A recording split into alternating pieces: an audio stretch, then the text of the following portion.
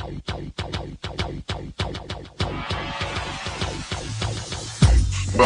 to the OddsBreakers, number one place for shared, sharp betting information. Welcome back to podcast 75 of 2024. I'm your host, Kiev O'Neill. You can follow me on Twitter at OBKiev. Follow us at the OddsBreakers and follow us on social media / the OddsBreakers. This episode is brought to you by BetMGM. For an up to $1,500 sign-up bonus, please visit theoddsbreakers.com/bet now. Terms, conditions, and location apply. If you'd like to support the OddsBreakers and benefit from our premium plays, please visit theoddsbreakers.com, click shop, and become a member. Pick any. For winning cappers, you get the premium plays before the line moves. You can also support us on patreon.com. If nothing else, please visit the OddsBreakers and become a free picks and Telegram subscriber.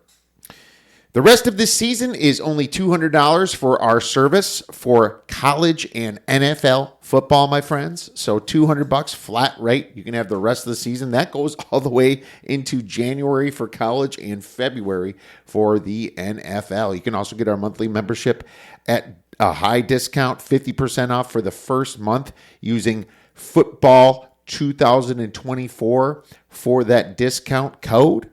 And that way you get all the sports, including college basketball that we have to start thinking about. So check us out at theoddsbreakers.com. All right. Well, we have a great college football and NFL week coming up. NFL week 5, college football week 6. Sniper Wes from the OddsBreakers. Actually, he's from a lot of places. He does a lot of great stuff over at Sports Grid. He has his own YouTube channel, Sports Betting Consultants. He's coming on to discuss some college football week 6. So I'm very excited to bring Wes on. He's been doing some free play videos for you guys every single day at the OddsBreakers, which has been awesome.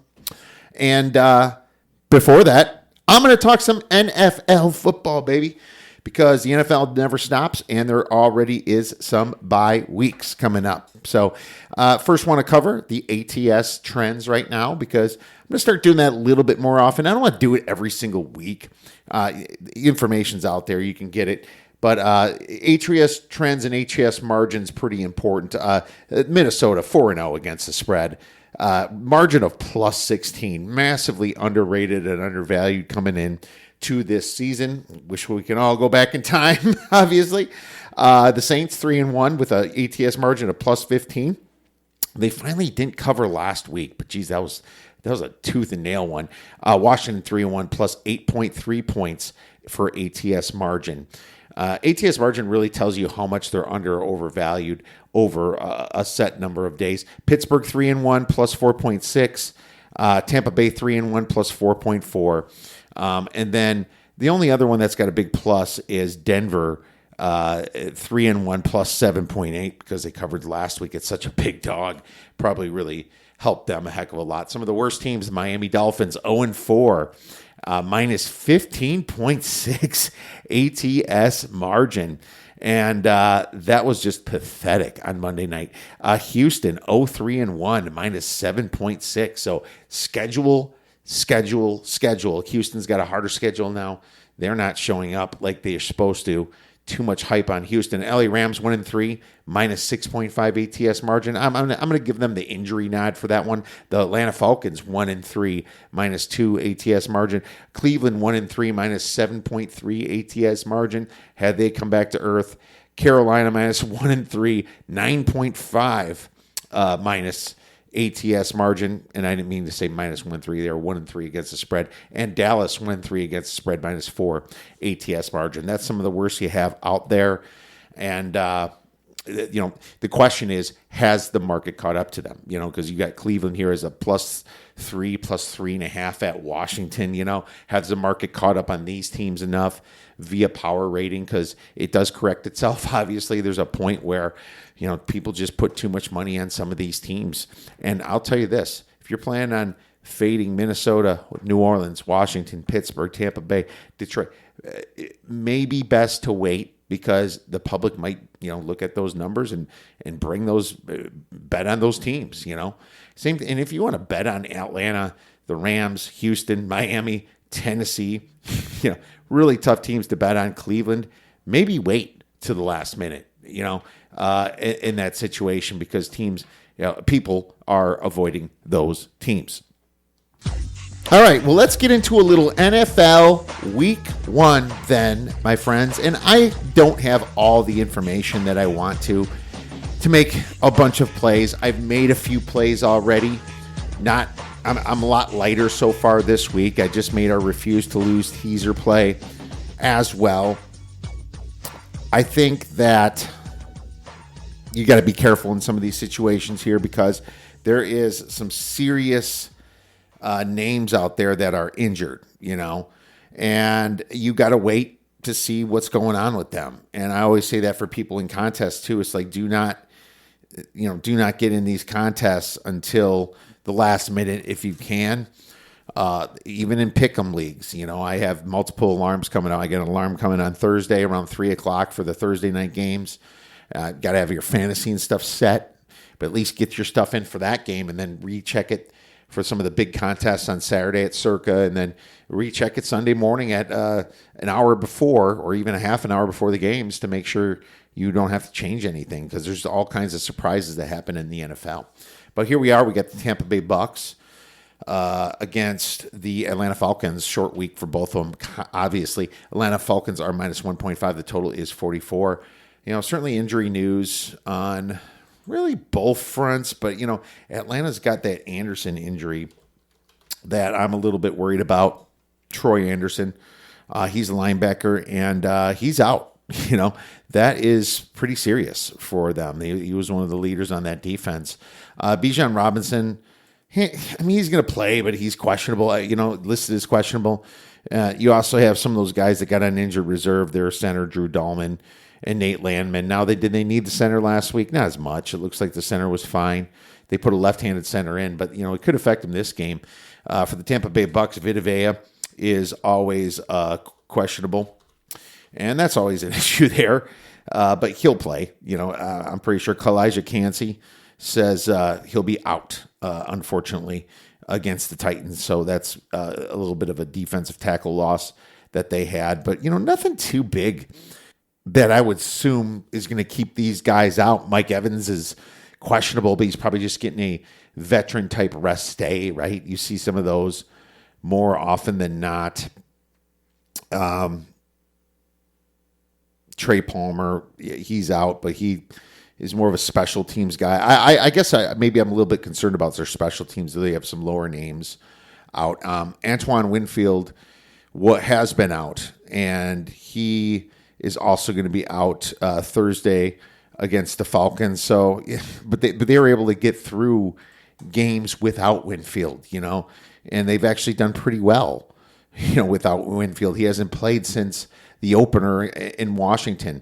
So, from an injury perspective, I would like them to be a little bit healthier. Luke Goedke is also out, their offensive tackle. But from a power rating perspective, I have the other team winning. Or Tampa winning, not the home team is what I'm trying to say.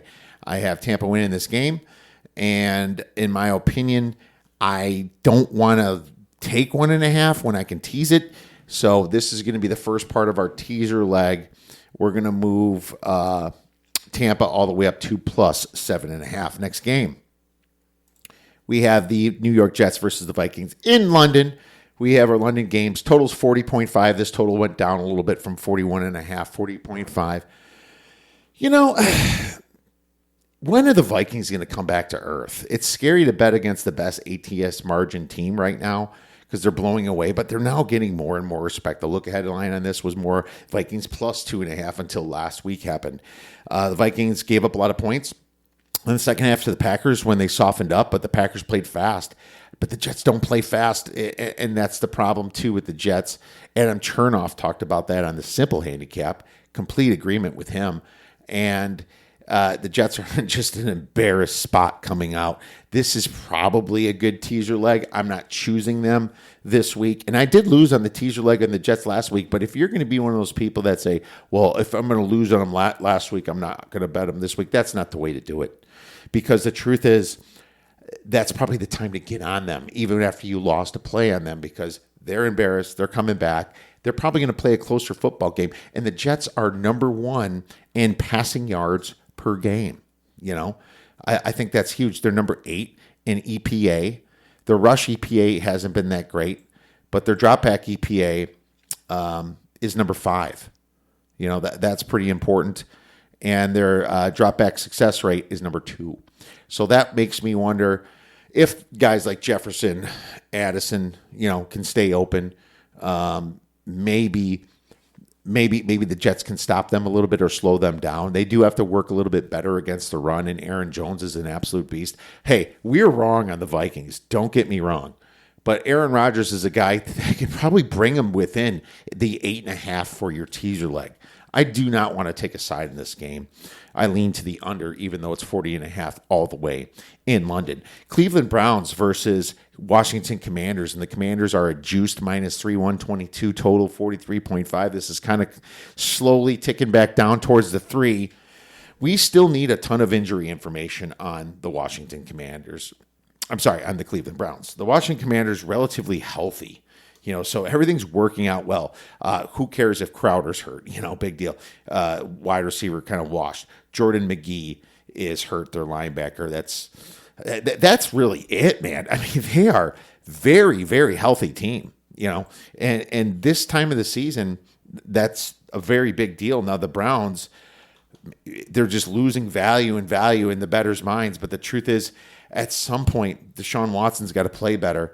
Nick Chubb is not coming back yet. He's returned to practice. I'm sure he'll be out this week. Maybe he returns next week, but you still have a couple running backs in Jerome Ford. Pierre Strong will probably play. But the big question is the tackles, Jack Conklin and Jedrick Wills. I need at least one of them to play.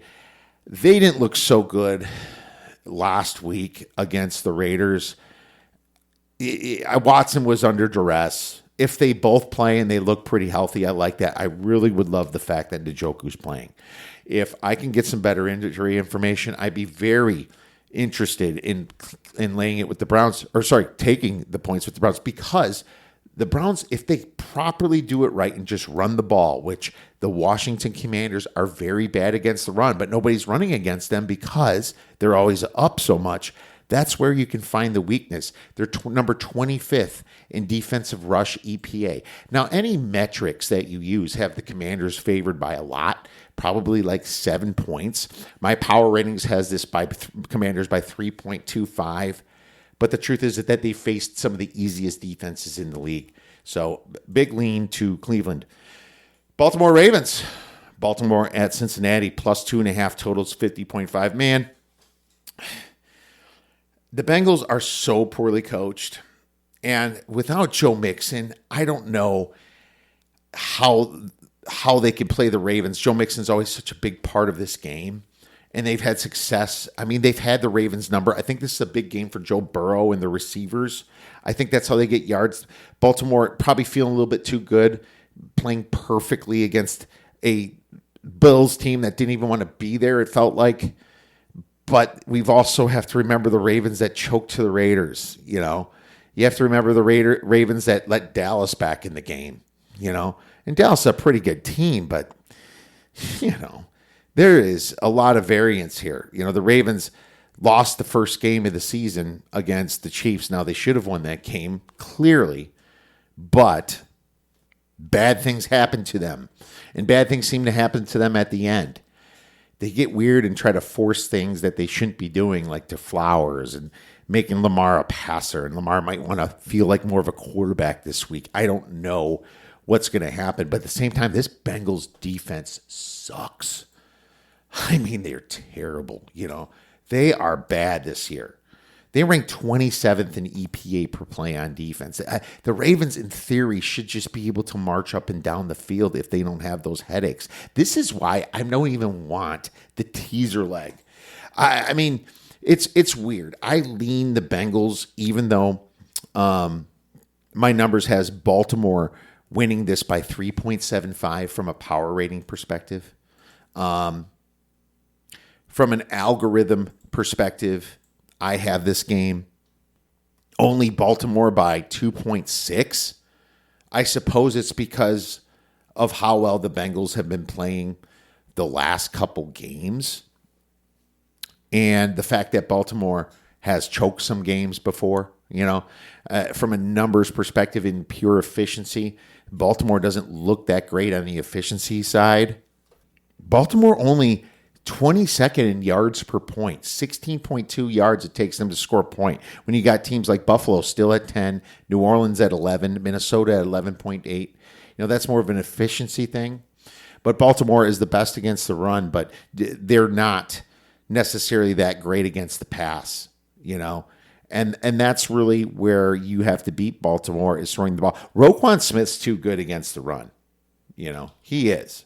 But they rank 16th in drop back success rate and 21st in drop back EPA. That's all the Bengals have. So the Bengals can do it. Will they do it? I don't know. They're getting a couple guys back from injury, but will they play this week? I need some more information. Next game, Carolina Panthers versus the Bears. Bears -4, total 41.5. I'm laying it with the Bears. I laid it at 3.5. This will be a play for you. I'm giving out Bears -4. I mean, I don't like the Bears offense, and I think it's all coaching, like I mentioned in the last podcast. But this Carolina team is terrible right now, terrible. And they had their big bounce when Andy Dalton came in, but without Adam Thielen, who is Andy Dalton's best favorite receiver, they have a complete camaraderie over the last few years. They're not that good, and losing guys like Derek Brown as right defensive end, Jaden Crometti, Shai Tuttle is questionable. He'll probably play. But losing Shaq Thompson, their Mike linebacker, is pretty massive. They also lost DJ Woonham earlier in the season. How about their cornerbacks? They lost Dane Jackson this year, Jordan Fuller at safety, Anthony Brown at cornerback. They still have J.C. Horn at least. Brown's was more of a nickel. But this team is in absolute shambles right now. They can't stop anything. Even a guy like Caleb Williams should be able to get this Bears going. The problem is, I don't think Carolina can score many points against this Bears defense. That's where it all kind of comes in here. If you look at Chicago, mostly they're being a little bit overrated in the marketplace. But from an algorithm perspective, I have Chicago by 8. And from an actual, and the algorithm's not ready yet. Don't get me wrong. The algorithm gets a lot better, and I've mentioned this many times in the shows before. The algorithm is way better later in the season. It's still too early for it, in my opinion. But I just want to mention it. I have the Bears as a ridiculous 7-point favorite in this situation. Take the Bears -4. Do it for 2.5 stars. Where's the 5 fingers? Say to the face. What? Slap! Next game, the Buffalo Bills versus the Houston Texans. Houston's +1, total 47.5. Oh my God. Tell me about Bernard. That's who I want. I will bet the Bills against this overrated Texans team who has a cancer in their locker room at Diggs now. Awful loss, an ugly loss, if I know that Terrell Bernard is coming back. Coach McDermott expects Bernard to return to practice at some point this week. Just saying that is great news. But I'm also a little bit worried about Taylor Rapp. Concussion protocol. He had to leave the game. Can he play at safety? The reason I'm worried about that is because CJ Stroud to those 3 receivers is going to play such a key role. If both guys are in, I am betting the Bills. And if one of those guys are out, I'm probably going to bet the over. Okay? The Houston Texans is a over team, and I know this total is high at 47.5. The only way I can look is the over. I'm still waiting it to creep down to 47, which is a key number. Jags versus Colts. Lots of injury concerns on the Colts right now, so you have to wait and find out about the best running back, Jonathan Taylor and Anthony Richardson. The truth is I have Flacco better than Richardson. If Richardson goes out, the line will probably move more from +3 to probably more of a juice +3. It's +3 -115. I think the market might think that Flacco's better too, so I'm very confused about this. I almost think that if Richardson's in, I like the Jaguars better. I already made a premium play before the line move on this, so I'm not going to talk too much about this situation. Patriots, Dolphins, disgusting. I want absolutely freaking nothing to do with this, and the Patriots just lost their center. This game is gross. Both teams are terrible. I do not. This is one of those you can't even tease, in my opinion, because this could. When two terrible teams play each other, it could be like 13-3. It could be 27-17. I just don't know. I think the variance is completely all over the place. Cardinals was 7.5. Now it's down to 7. The Niners at -7. The last few games, the Niners have kind of owned the Cardinals. Kyler Murray has had success on the Niners in the past. CMC is definitely still on the shelf, but Mason's been doing great, over there. The big question is Fred Warner. The Niners coming off a fat and happy win. The Cardinals coming off an embarrassing loss. This is a spot for the Cardinals, but my numbers are right at -7.5 via power rating. I think that's a perfect spread for this game. But no, it's teasable in my opinion. I think this would be a good teaser leg. However, I'm not using this for the refuse to lose teaser. I think that I might be throwing this in another teaser though later for premium subscribers. The algorithm actually has Arizona only as a dog by 6. So what's going on with Fred Warner? I think he's fine. I think he's going to play. It's just, left the end of the game probably because they already won it type of situation. Kyle Juszczyk is day-to-day to a shoulder injury. It's just, it's a good line. Let's move on to the next. We have the Raiders versus the Broncos. Broncos -2.5, total 36. So you remember last year, the Broncos got their asses kicked, and I lost a teaser leg on them by the Raiders at the end of the season. Missed field goals screwed this thing up. There's a lot of situations in this game. And the Raiders won because they're fighting for Antonio Pierce. Well, guess what? Antonio Pierce is now their coach.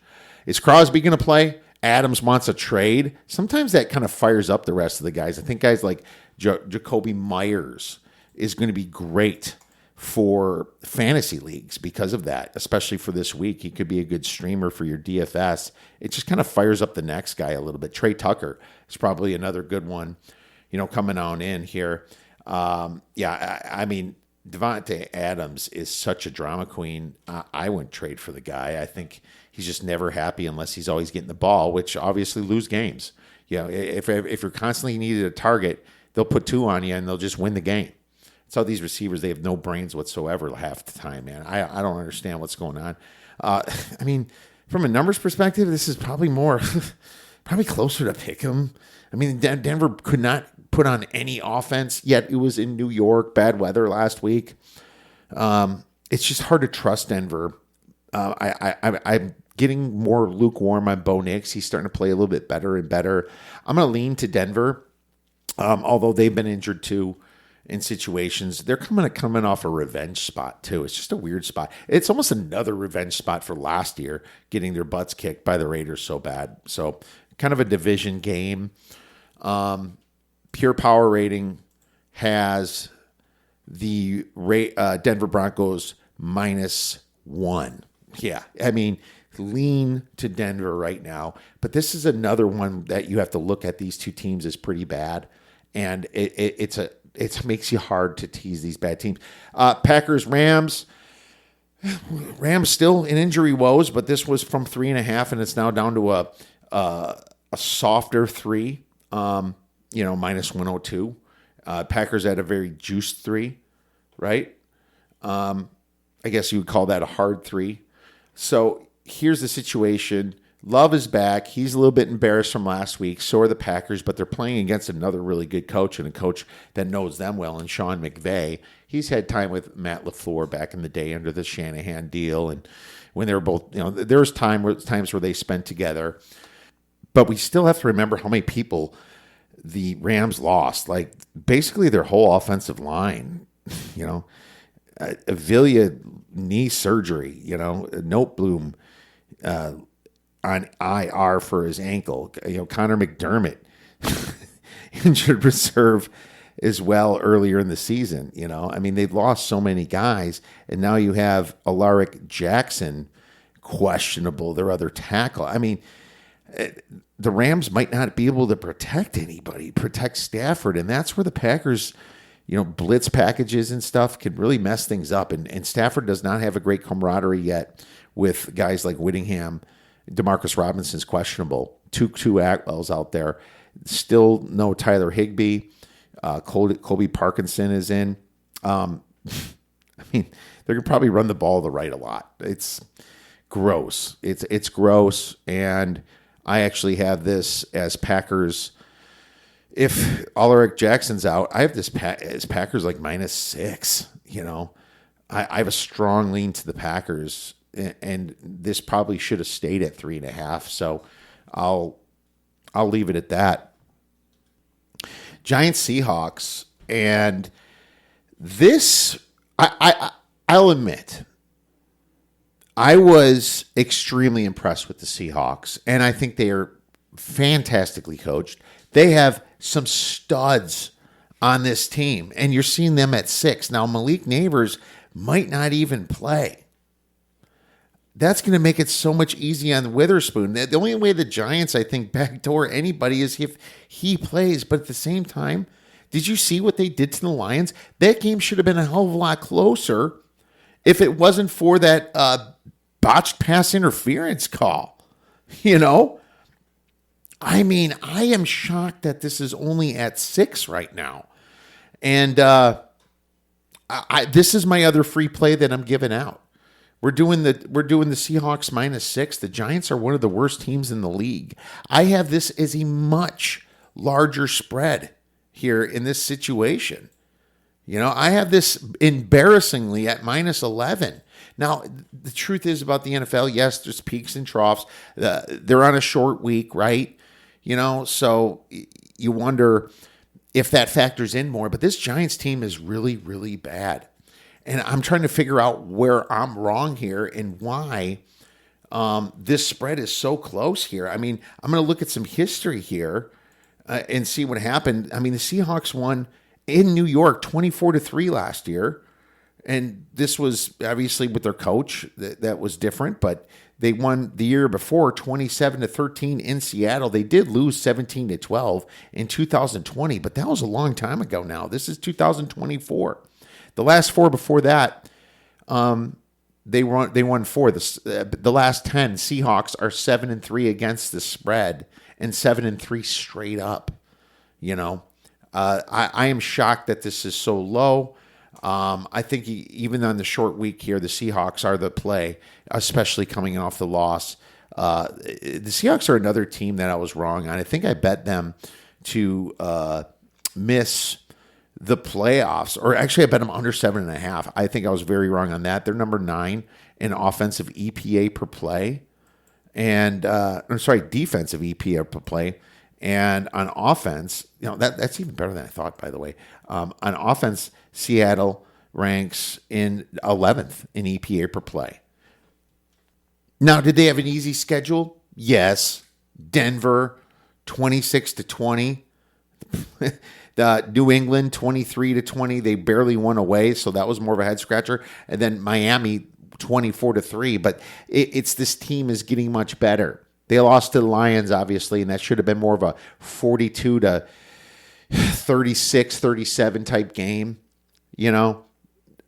I think that the Giants are lost here. I'm taking Seattle -6.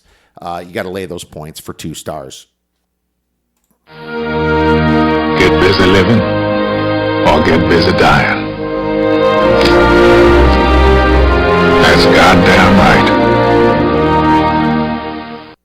All right, next game, Dallas versus the Steelers. Now, I got burned on a teaser leg with the Steelers already, but I'm sorry I have to use it again because Dallas still has an offense. I am not happy that offense won't be with Brandon Cooks.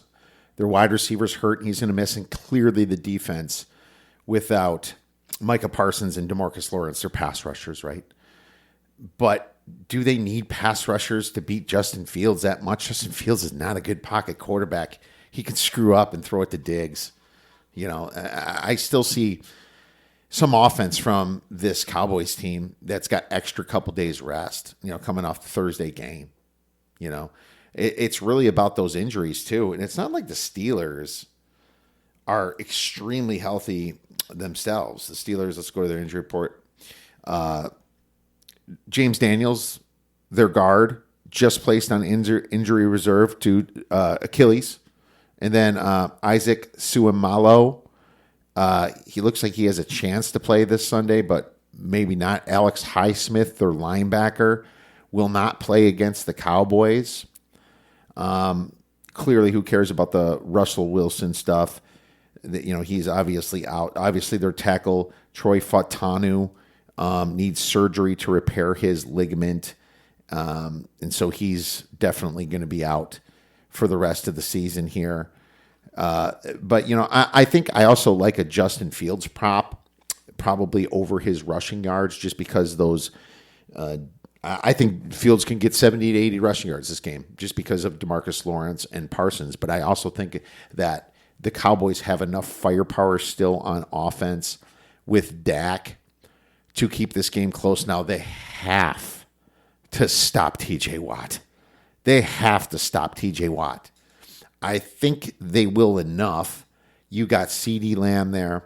You're going to have Jalen Brooks most likely as the guy replacing Brandon Cooks, but you also have Jalen Tolbert, who's been catching a ton of passes, and you have Jake Ferguson there, healthy at tight end. Luke Schoonmaker, shorten the game, get that ball out of Prescott's hands fast. You should cover the teaser leg. We're going to do the teaser leg with the Tampa Bay Bucks to plus 7.5 and the Cowboys up to plus 8.5 for 2.5 stars, and that is your refuse to lose teaser.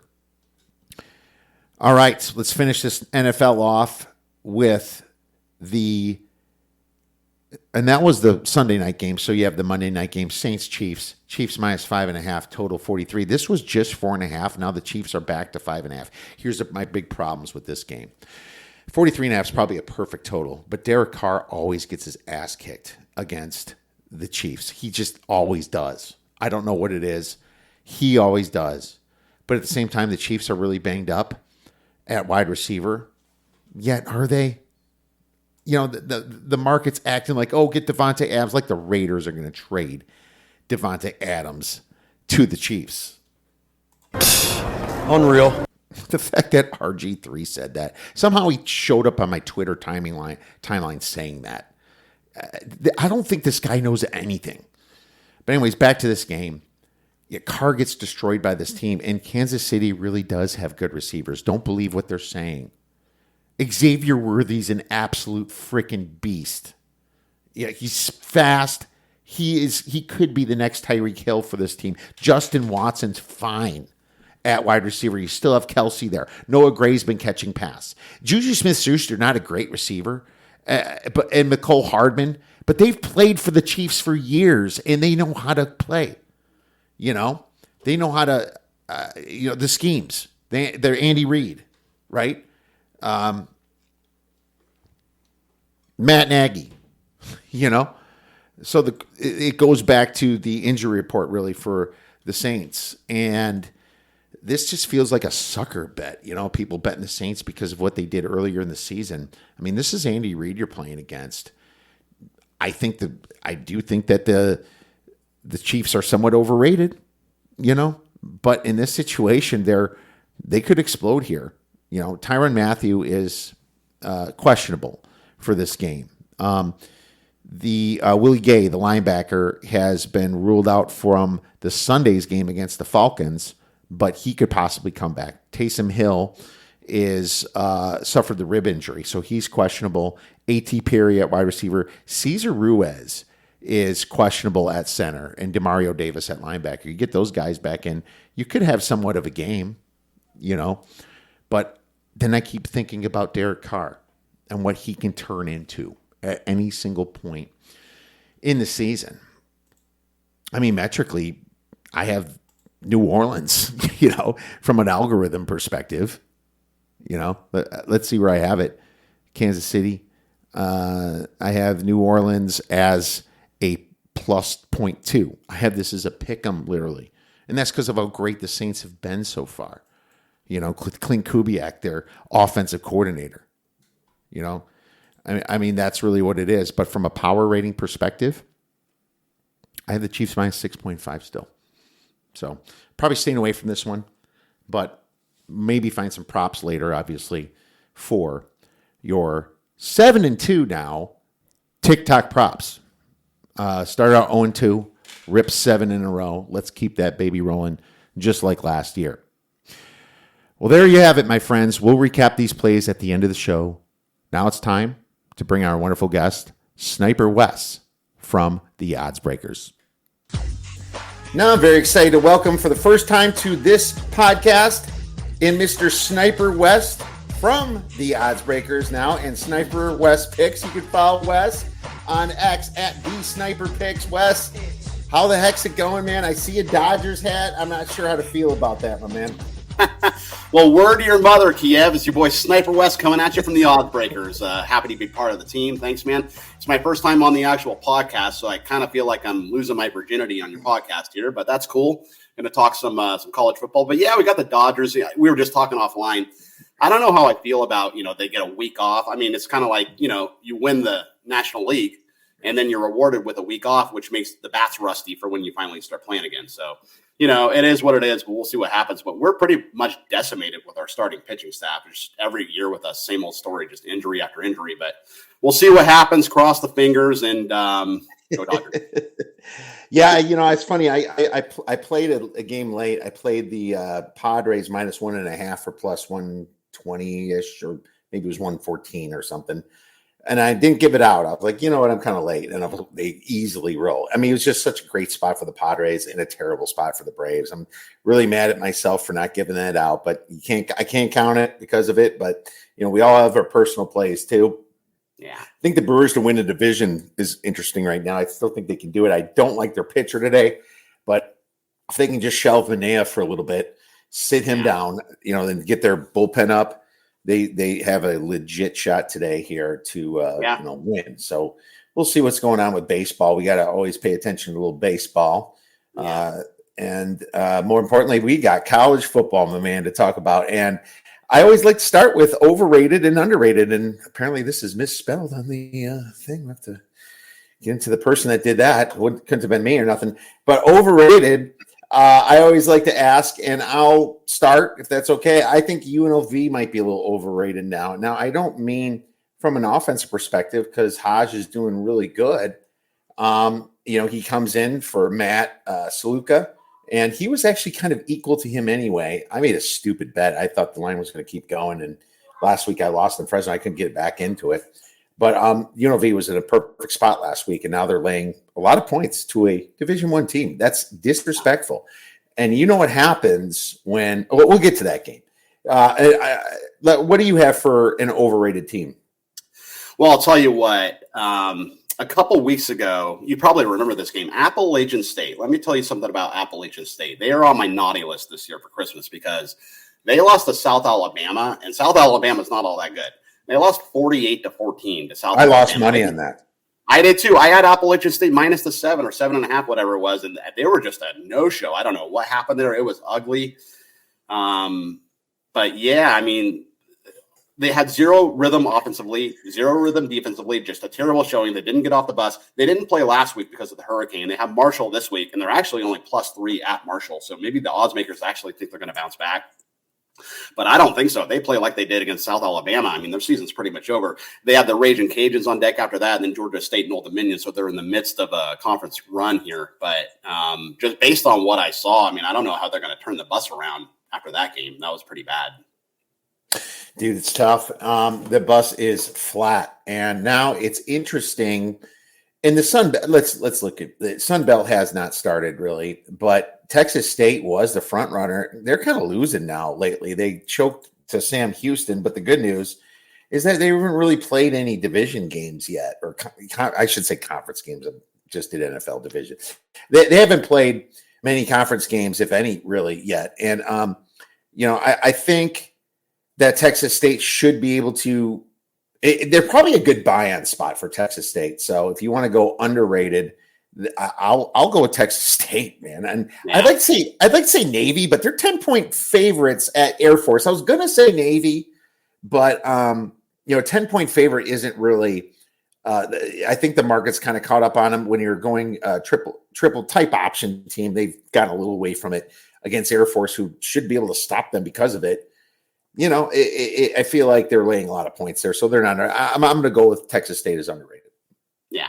Well, interesting thing about Texas State. So they're playing Troy here on Thursday, right? And Troy, just an interesting fact about that game. Troy has won the last 9 head-to-head matchups versus Texas State. So we talk about a big revenge spot here for Texas State. I mean, they're laying. I think it might be down to like 11 now, something like that. But I mean. The last 9 head-to-head, that's some big revenge there for Texas State. So maybe they want to give Troy a taste of their own medicine, so to speak. Yeah, they're second, and I'm looking now to win the Sun Belt. Texas State is second at plus 360, and you got James Madison right back up there now at plus 240. It's just, I guess from a week-to-week perspective, I'll be looking to back Texas State. James Madison looks crazy good, but yet they haven't played much of a schedule yet. North Carolina has been in shambles, since they lost their quarterback. So I'm still a little bit pessimistic. James Madison is not overrated. The market has loved them, and they're almost 16, 17-point favorites at Louisiana Monroe, who just beat Troy last week and won their first 2 games. So it's not like James Madison is underrated. A lot of people think, oh, I'm so keen. I like the Dukes this year. I'm different. No, you're not different. The market, everybody's saying that. They're just not talking to you, buddy. That happens all the time. Yeah. So I'm going to go with Texas State as underrated. What about you? Well, you know what? I kind of like Rutgers, to be honest with you. They're 4-0. They're actually 3-1 against the number, so they're covering spreads too. Okay. They're at Nebraska this week. I know you're a Big Ten guy, but they're at Nebraska. They're only a +7 dog against the Cornhuskers, and that's pretty impressive because Nebraska is really good this year, right? They did beat Washington and Virginia Tech. They're putting up 428 yards a game, 240 of which is on the ground, so solid running game. Greg Schiano, he's doing Greg Schiano things. It's a second go around here at Rutgers, and I think they're a program on the rise. It's probably not their year, and it's tough sledding for them being in the Big Ten. This, Kiev, with Ohio State and all the all the new talent coming to the Big Ten. But next couple of years, I think they're a program on the rise. I think maybe they can make some noise. They'll probably never be as good as Ohio State, but maybe they can get up there and maybe the top 5 teams in that conference. Yeah, I mean, Nebraska is looked at as better. A look ahead line would have Nebraska by more. That ugly Illinois loss hurt Nebraska. I was looking to lay it with Nebraska, but I have no desire to jump into this.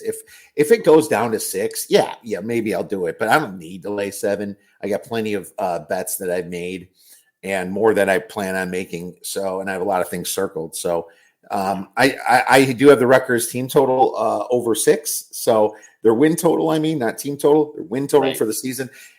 So I'm very excited about that too. I think they're 4-0. So they're well on their way, and they have literally missing the 5 best teams in the Big Ten this year. They don't have to play any of them. So that is absolutely wonderful for Rutgers, and laying a red carpet out to cashing that over 6.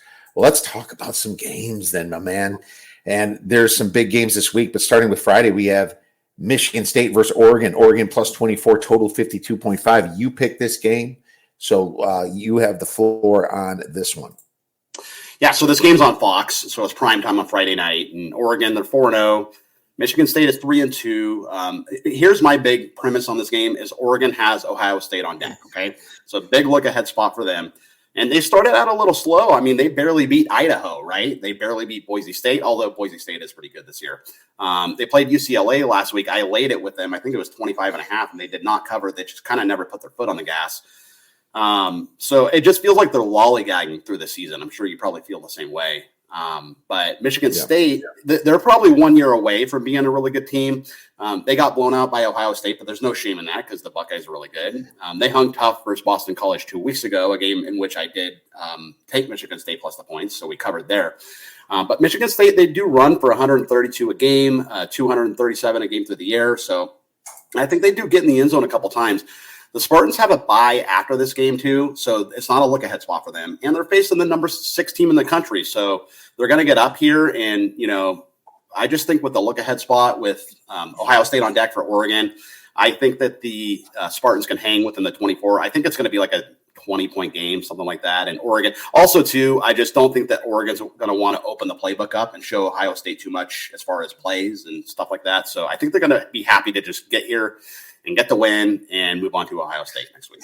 It feels like Oregon didn't figure it out until Oregon State, and then they just bullied Oregon State around. But at the same time, I think this quarterback here,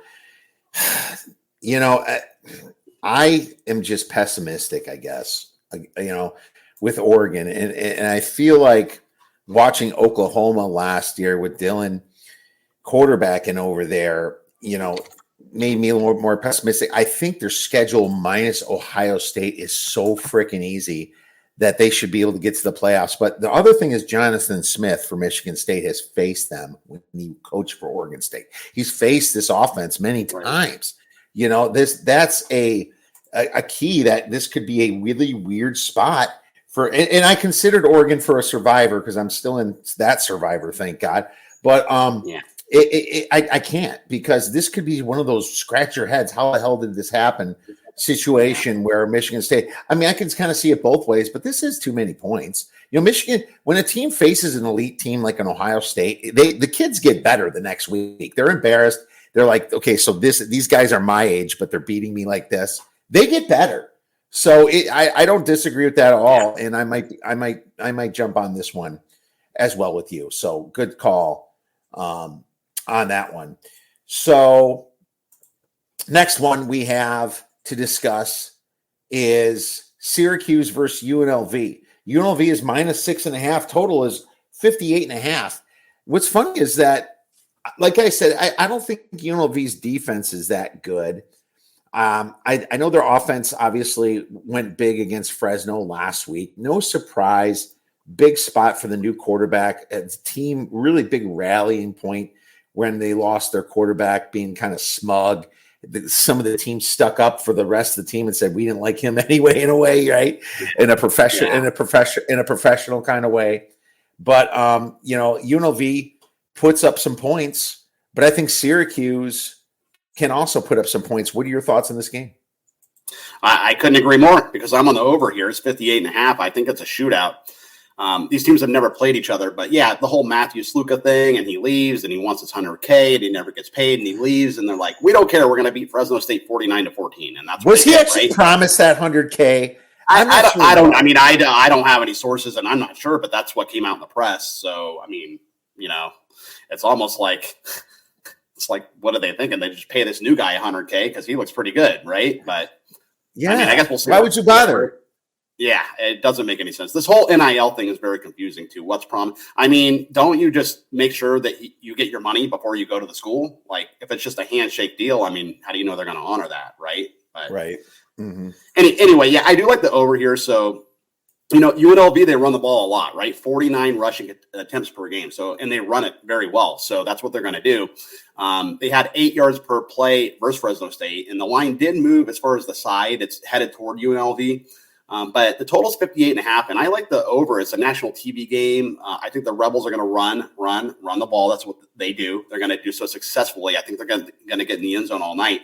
Kyle McCord from Syracuse, 64% passing. His rating's 154. They're number 3 in the country, 372 yards per game through the air. So I think it's a shootout here in Vegas. A lot of points. Remember, UNLV, they just put up 59 on their own versus Fresno State. And I know that's not Syracuse, but I still think there's a lot of points here. I'm going to take the over 58.5. Yeah, absolutely, man. I don't disagree with that. And, Syracuse plays at a tempo of 25 seconds per snap. They rank about 30th in tempo. Their offense pretty good still, and McCord's a good quarterback. I mean, he played for Ohio State for a reason. Now, was a school a bit too big for him? Maybe, but you have this UNLV team that's coming in, and have they really been tested? Kansas has not been good, and we'll talk about Kansas later. Houston can't even score a freaking point the last 2 games, but they scored 7 here against them. In Fresno, bad spot. But Fresno did put up some yards that game. It was a little bit more of a misleading score. Yeah, I don't disagree at the over at all. I think that was definitely a good look. But I will say this. I'm hoping that UNLV money pours in by Saturday because I'll be on Syracuse. I don't want 6.5. I want 7 or 7.5. I think I'm going to get it. This is a ranked UNLV team now versus an unranked Division I opponent. Huge disrespect. So that's what I'll be on. And this is very backdoorable. And they might be a little too full of themselves. There's probably a reason that Saluka did start over him, and Haj Malik Williams, he played for Campbell last year and he was great, but he didn't have to do a ton. He only had to throw 16 passes last game.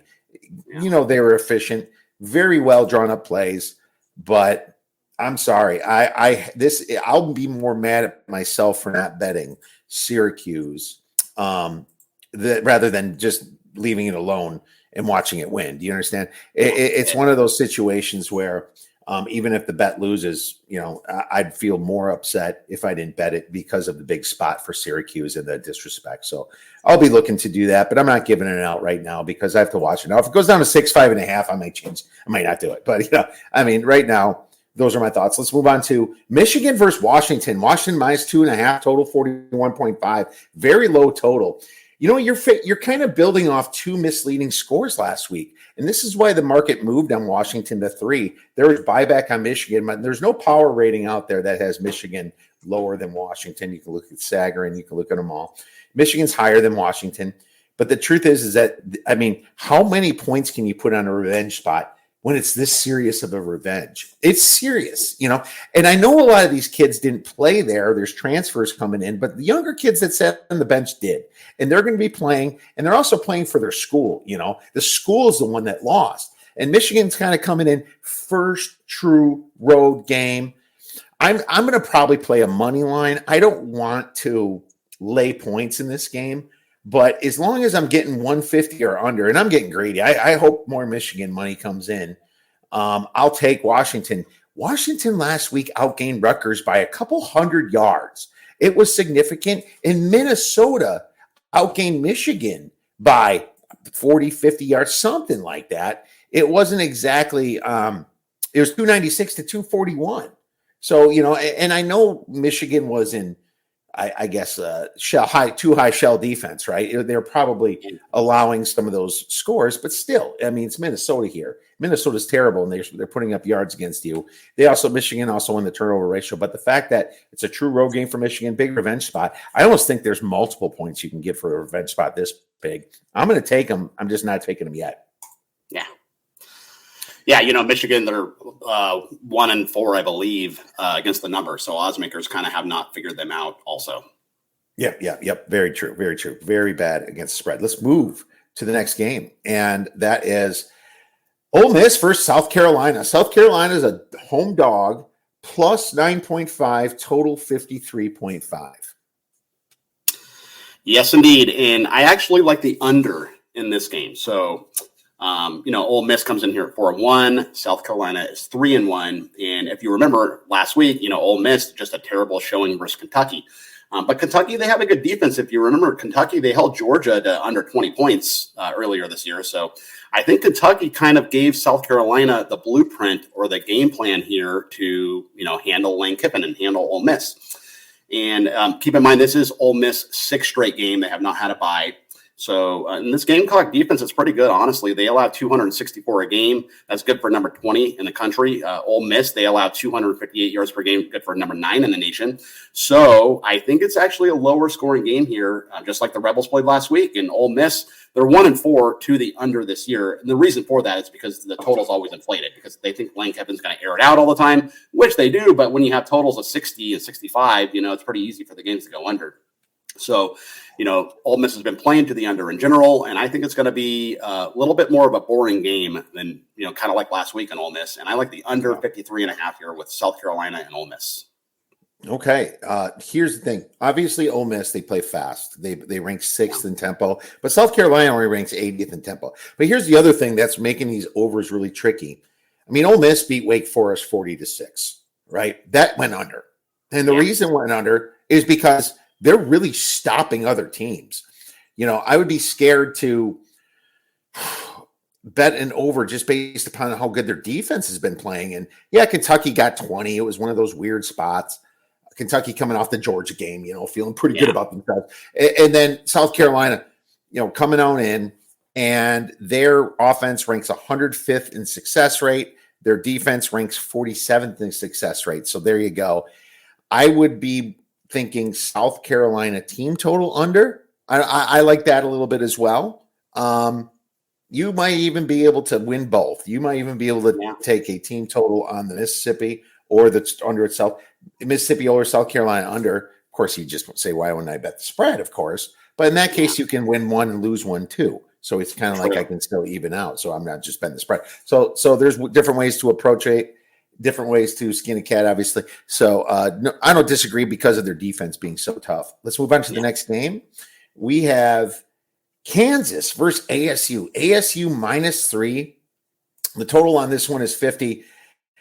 I don't understand what people still are not seeing with Kansas. Why are they such a short dog here? And losing Andy Kotelnicki was much bigger than people thought. Him being the OC at Penn State. Now we're asking Kansas to lose by 3 or less on the road to a very feisty ASU team. ASU coming off a bye and a loss, a tough loss to Texas Tech. That was pretty much a misleading final score. Kansas's strength has been really their rushing. They ranked 25th in success rate. I think it's a pretty good yards per rush. But the problem for them is that ASU's strength is stopping the run. They rank 6th in opponent yards per rush. They're only allowing 2.55 yards per rush. That's huge. Yeah. And that's only Kansas is. Jalen Daniels can't throw the ball right now. His receivers aren't good. They're in the wrong place, or he is, or their offensive coordinator sucks now. Right? I think that was a bad move. Sun Devils should be able to run the ball. They rank 25th in rushing success rate. Kansas ranked 66th in success rate and stopping the run. Scalabro has some of the most yards as a running back, Cam Scalabro, for ASU. And he's averaging over 5 yards per rush, 5 TDs over 4 games. Jayhawks 0-5 against the spread. I think they go down to 0-6. This is one of those teams. I'm taking the Sun Devils. I laid 3, man. And it's coming down, which is really weird. I disagree with it. I'm laying 3. Yeah, I'm not mad at that. I was actually just looking at that 0-5 against the number 2. It's kind of funny. I mean, we're talking about Michigan 1-4. Kansas hasn't even covered a game yet. Poor suckers. Yeah, it's like terrible. People betting on Kansas. Who wants to give their money away? Yeah. That's really what it is, man. They are just looking pathetic right now, So, yeah, I definitely like ASU, and I know Kansas. They faced Illinois. They play face some tough situations, but losing to West Virginia, teams with no defense whatsoever, that worries you a little bit. I know UNLV's good, so we'll give them a pass, but going to ASU is a different story, and it's a night game in ASU. It's a night game. I saw what ASU did to Wyoming in the night game. It was pretty brutal. I'm okay with lane 3 here. Let's move on to the next game. Missouri versus Texas A&M. Texas A&M -2.5, total 48.5. You pick this. What do you got for me, Wes? Well, this is actually talk about the schedule in college football this week. This is the only ranked versus ranked matchup. You have number 9 Missouri and number 25 Texas A&M. It's pretty crazy. There's only one game where it's ranked versus ranked, and this is it, right? So the line actually opened A&M minus 4.5. It's been bet down, so I don't really know if it's sharp money or public money. Who really knows? But Missouri, on offense, they returned 9 guys. Their defense returned 5. Brady Cook, he's been a little bit down this year, honestly, for Missouri. And the Aggies, they had that tough loss against Notre Dame to start the year. They have won 4 straight after that game. But are they going to be able to really run the ball here versus the Tigers? And I just don't know if they will. I think they might have some trouble. Missouri, they have a great run defense.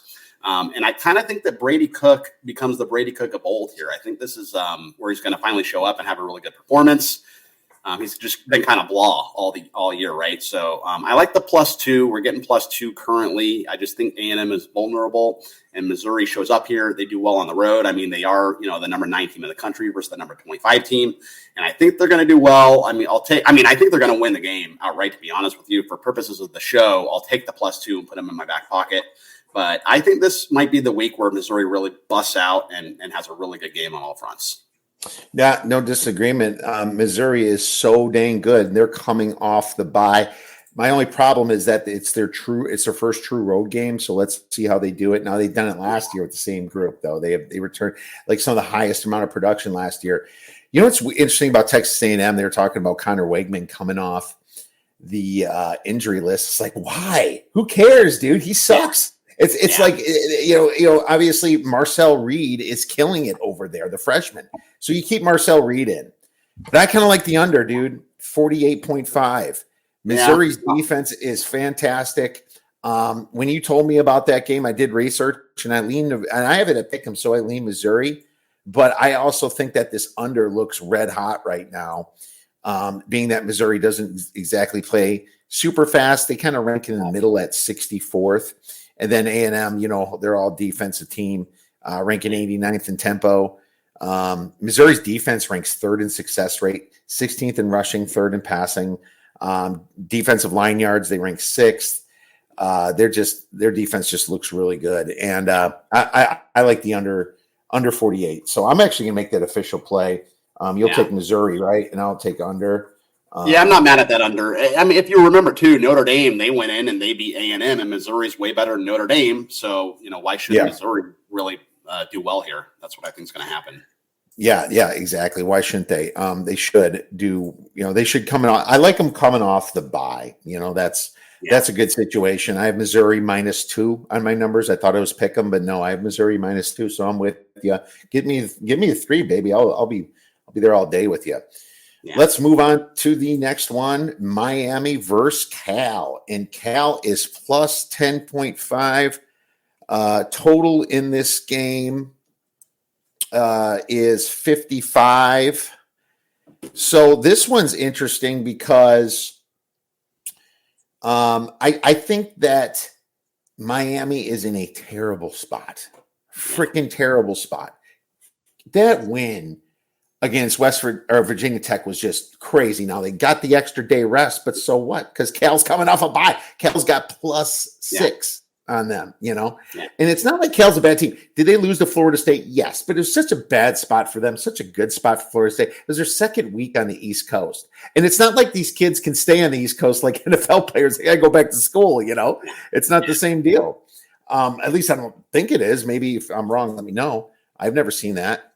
But no, Cal's a better team than people think, And Miami's defense looked very suspect last week against a Virginia Tech team.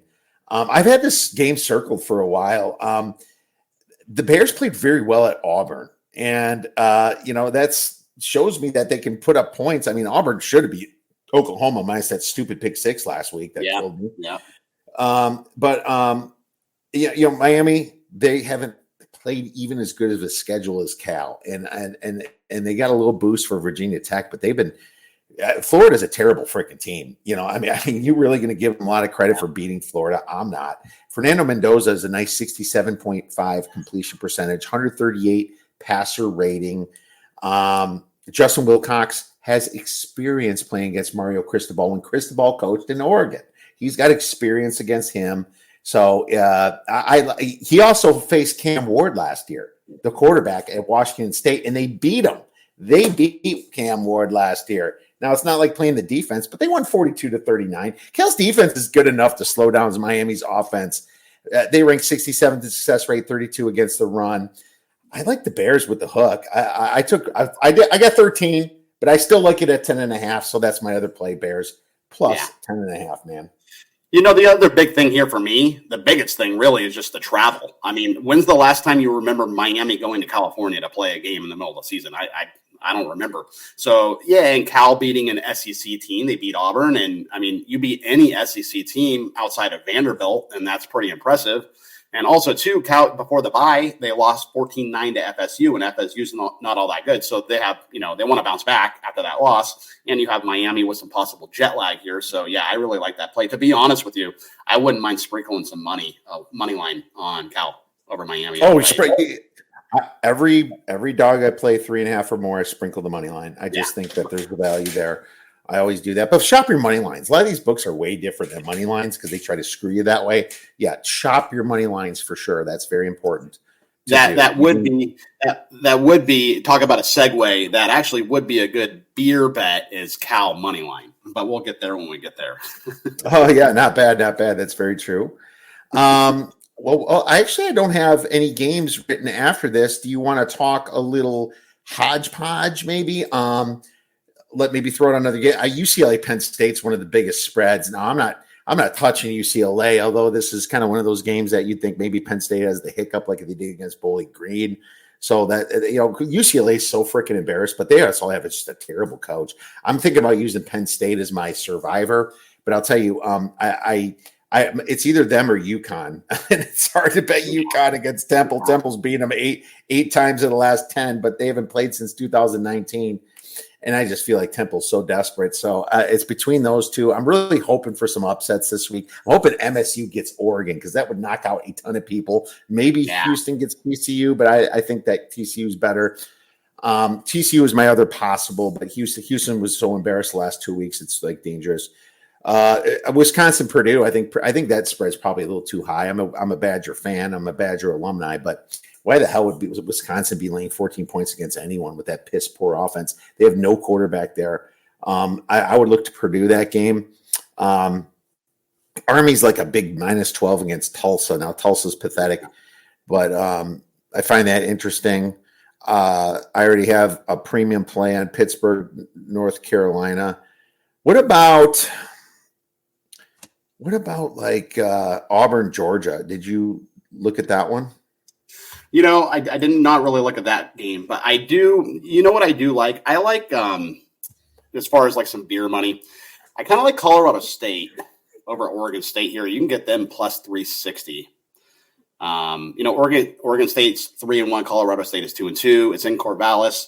But I just think that Oregon State, I mean, why would they care about Colorado State? You know what I mean? It's just a game that I don't even have any interest in. Colorado State, they run for 174 yards a game on the ground, so I think they can eat up some clock. And Oregon State, obviously, they have a great running game, but I think Colorado State can defend the run pretty well because they only give up 3.8 yards per rush.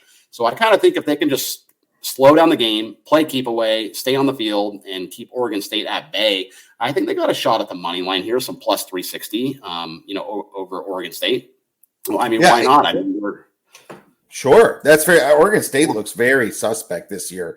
It's a tough bet because Colorado State's look so bad, but now that Colorado's looking better, it kind of gives them a little bit of an out there, So, kind of helps them a little bit.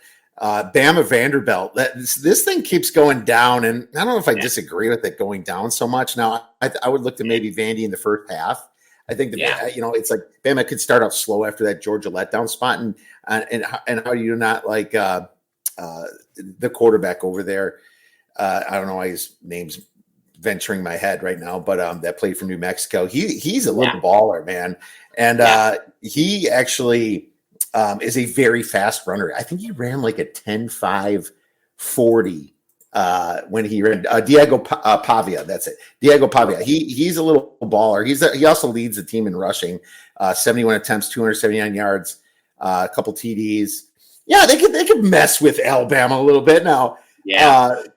Maybe first half sprinkle. I can see that. Yeah, it's just a gigantic letdown spot for Bama after that win over Georgia. They're just, they're partying off that win. I mean, that win is monumental for them, which is funny because they still could play 2 more times this year, right? Alabama and Georgia, right? But, this is a spot where why would they care about Vanderbilt? They just beat Georgia. They're flying high.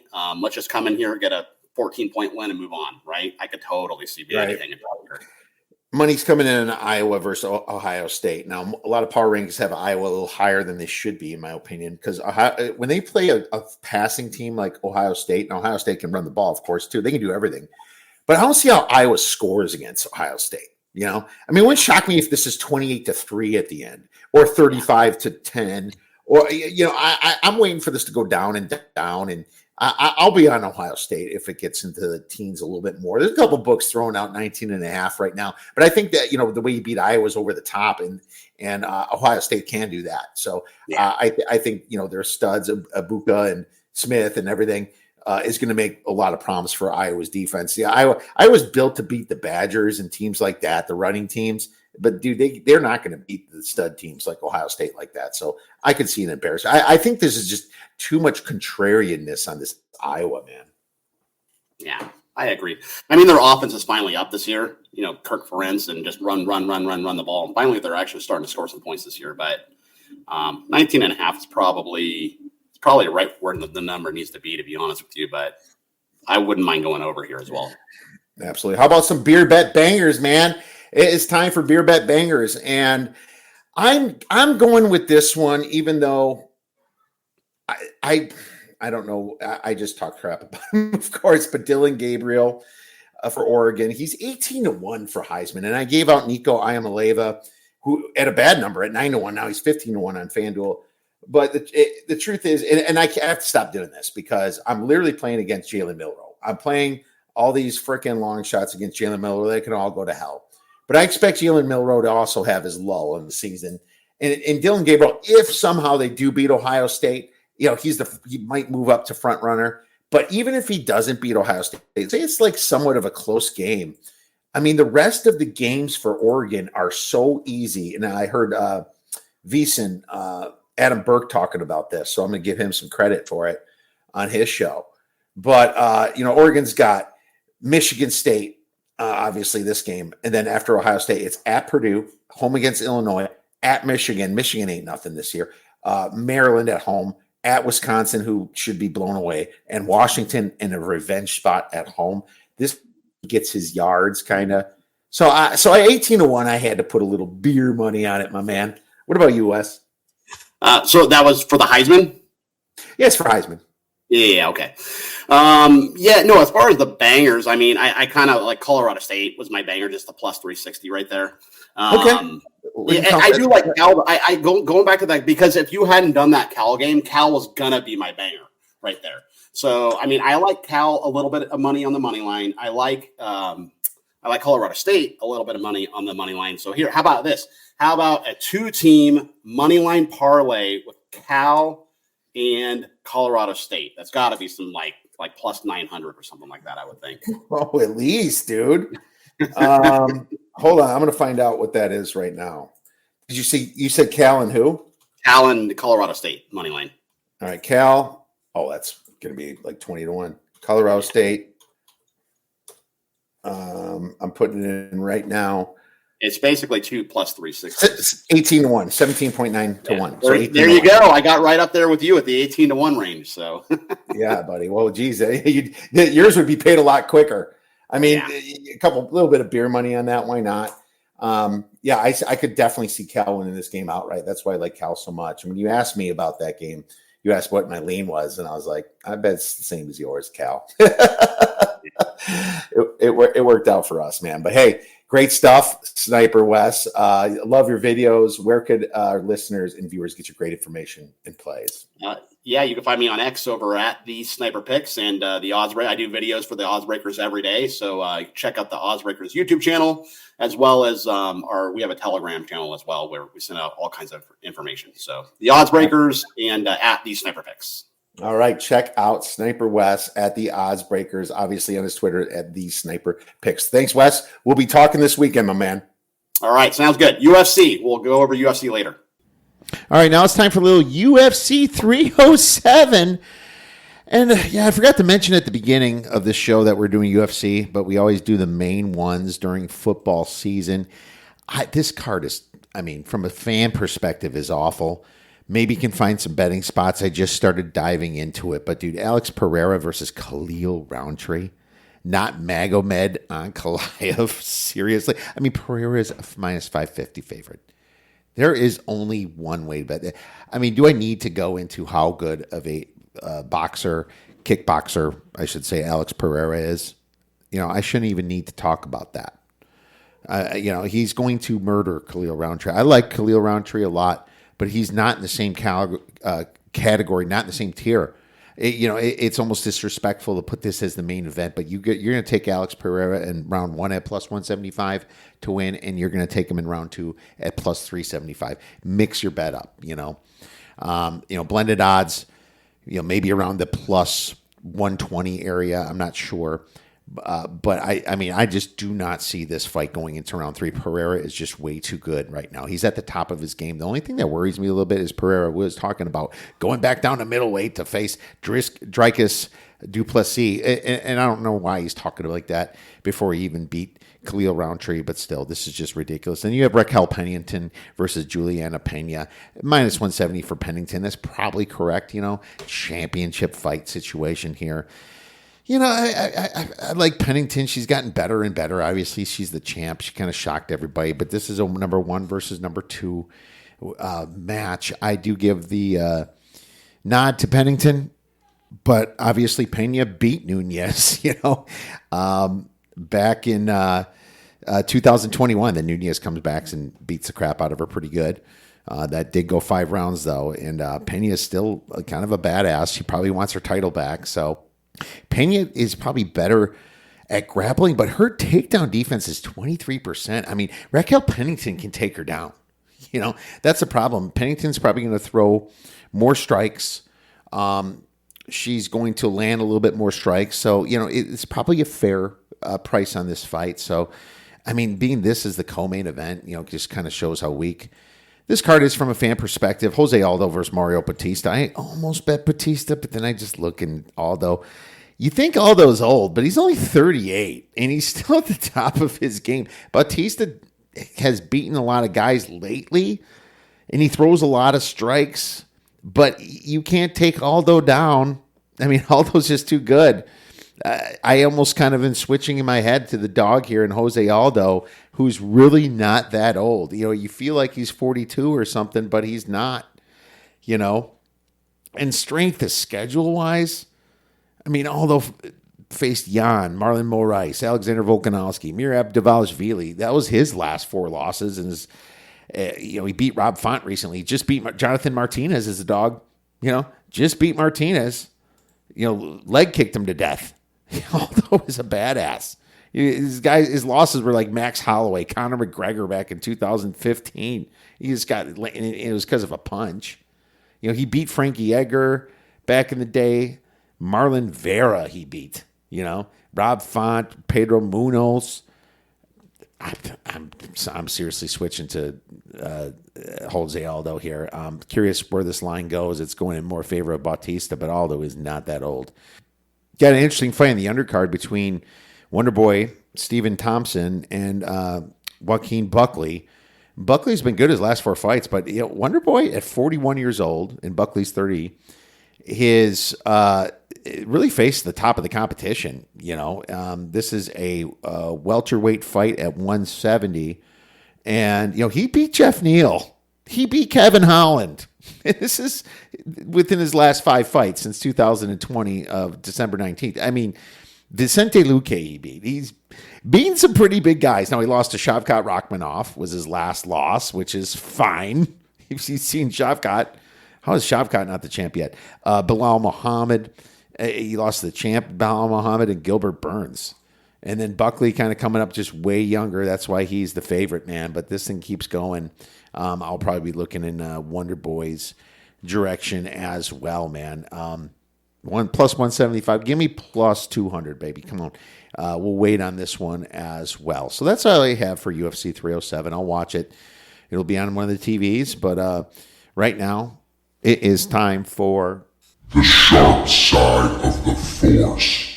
Sharp Side of the Force is brought to you by BetMGM. For an up to $1,500 sign-up bonus, please visit the OddsBreakers/bet now. Terms, conditions, and location apply. All right, Sharp college football as of Wednesday afternoon. Sharp money in Houston plus 19.5 to plus 16.5, 86% of the tickets and 96% of the money. I disagree with that, clearly. Pittsburgh Pick'em to -3 at North Carolina, 55% of the tickets, 83% of the money. Navy -7 to -10 at Air Force, 77% of the tickets, 97% of the money. Marshall +1 to -2.5 hosting App State, 53% of the tickets, 88% of the money. Hawaii +5 down to plus 2.5 at San Diego State, 8% of the tickets and 99% of the money. Sharp totals. We have Syracuse versus UNLV over 54.5 to 58.5, 65% of the tickets, 94% of the money, and Wes likes that one. Boston College versus Virginia over 51.5 to 53, 56% of the tickets, 9% of the money. Iowa versus Ohio State over 42.5 to 45.5, 66% tickets, 99% of the money. Not often you see money on the Iowa over. UCF versus Florida over 57.5 to 61.5, 26% of the tickets and 68% of the money. Texas Tech versus Arizona over 61.5 to 64.5, 23% tickets and 95% of the money. Sharp NFL. Buccaneers +3 down to plus 1.5 at the Falcons. 73% of the tickets, 87% of the money. And just the Bills +1.5 to -1.5 at the Texans. 62% of the tickets, 77% of the money. A lot of people are just waiting on injuries. So that's all we have for that. And we only have two totals. Colts versus Jaguars under 47.5 to 46.5, 21% of the tickets, 55% of the money. And Giants versus Seahawks over 43 to 43.5, 86% of the tickets and 92% of the money. My friends, thank you so much for listening to this podcast. Quick recap. I'm going to be on Washington at Pick'em at -130-ish maybe. ASU -3 I like, and that's actually going the opposite way for some reason, but find a 2.5 then. Mississippi under, Missouri versus Texas A&M under 48.5 for a couple stars. Cal +10.5 is one of my best bets against Miami. And then we'll go to the NFL recap. We had the Seahawks -6. We had the Bears -4, and we had our refuse to lose teaser, Tampa Bay to +7.5, Dallas to +8.5, and it might be raining at that Dallas game. That might help Pittsburgh a little bit, but still, it could be a very low-scoring game too. It could be windy out there. That's what I'm thinking, so keep that in mind. And we have TCU earlier in the week, -16 as well. So thank you again for listening to this podcast. If you have any questions, feel free to tweet us at the OddsBreakers. Email us at info@theoddsbreakers.com. I hope you all have a wonderful weekend. Enjoy all the games, enjoy the fights, and go get some winners.